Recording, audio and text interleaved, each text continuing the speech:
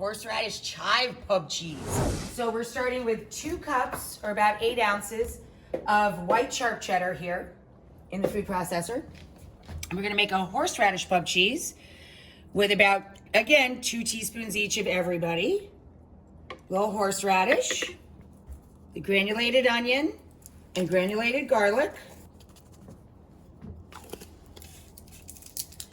A third of a bottle of blonde beer or lager, very light beer, light lager or blonde.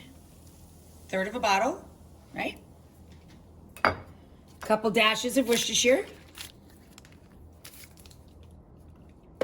A handful finely chopped of chive. Same deal, just turn it on, let it go until it's fully processed. So here's our yellow pub cheese.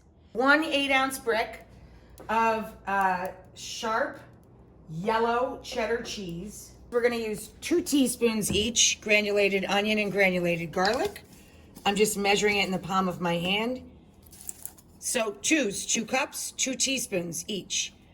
Granulated garlic, granulated onion, and yellow mustard. 2 teaspoons each. Boop. Can you use regular mustard instead? Sure you can. You can use prepared mustard, no problem. You might want to use like a tablespoon of prepared mustard with the vinegar. Okay, Worcestershire. Worcestershire. And again, I use about 2 teaspoons of everything. Okay, so about 2 teaspoons of the Worcestershire. Hot sauce, you can use 1 teaspoon if you like it mild or just a few dashes. 2 teaspoons if you like it hot. In pub cheese, we use a little beer.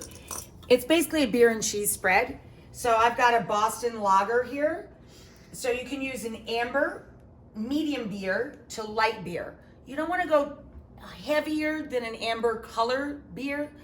It'll get too strong. You won't be able to taste the cheese and the other ingredients. And we're going to use 1/3 of a bottle for 2 cups.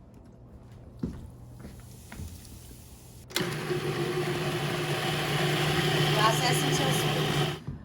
So pub cheese, 2 choices. Here's our yellow cheddar, which tastes kind of like deviled cheddar, and our horseradish cheddar with chive.